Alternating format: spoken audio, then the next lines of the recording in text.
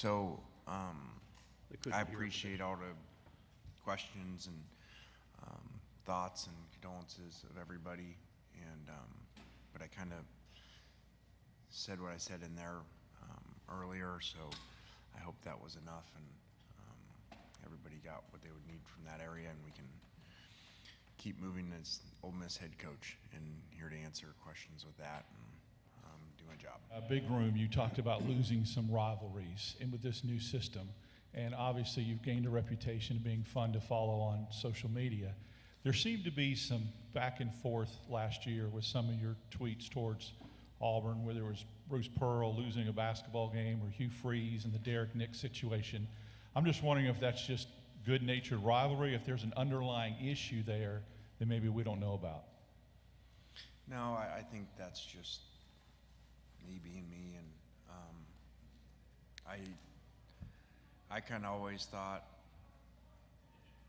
not that I'm right, because most people don't do this, that Twitter, you just be yourself. Like, I don't do much coach speak, but I certainly don't on Twitter.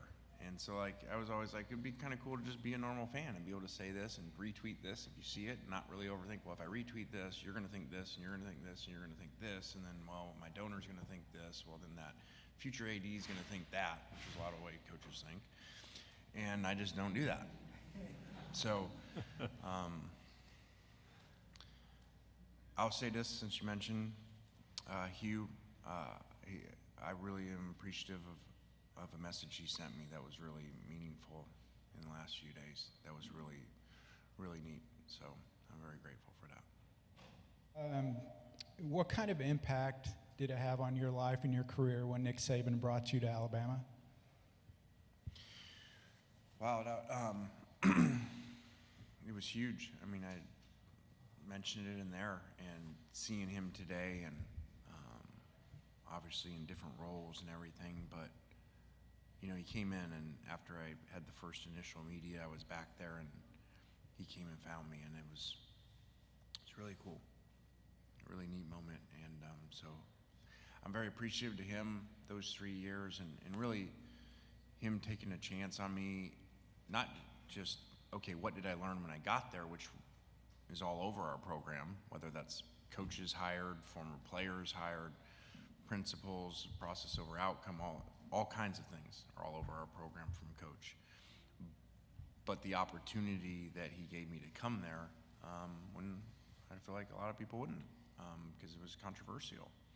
And I give him credit. I've always said this about him, for an old school coach, he is always, which is why to me he was so good for so long in all this movement of college football, because most kind of old school coaches didn't evolve, and they weren't willing to change. They weren't really to take risk, and I think he did that with me, and then did that with offensive structure and change, and many defensive coaches that are old school that did as long as he did that would say, I'm going to go change offense. I can't stand this RPO and eventual tempo stuff. Like, I can't stand this because it's so hard to deal with. You would think most coaches would be like, okay, I want that, and I'm going to go do that. They really didn't, and as you study over time, that's why a lot of them didn't succeed, because of that. And he's always evolved, and even though in a lot of ways he's conservative and old school, he evolves and takes risks. Being in this league with, and adding Texas and Oklahoma, do you feel like being in the SEC kind of helps your team's chances of, being one of the top 12 teams? I think the first thing I do like, the first question, I do like for college football, that there's 12 teams.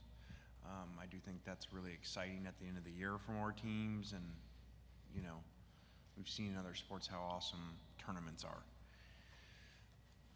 So I do like that. I don't know necessarily, and I think it would take a couple years to find out, does adding the 2 teams to the SEC and making this super conference like it did mean that you're going to be more apt to get in, especially for those teams? I don't know that. There's way too many variables in the current system to me to be able to say that, because you don't have a top 12 system. You have a system that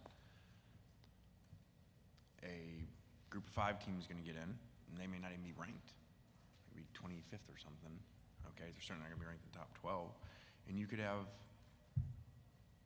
one of these other conferences have a conference champ. I wouldn't think it would ever happen in the SEC, but a conference champ that isn't in the top 12 that's going to jump. So now you may have 11 and 12. These two, the 11th and 12th ranked teams in the country aren't getting in. They're going to get jumped by teams way down here. So I think you do have some issues there where you can't say, oh, just being in this conference is going to help you because of that.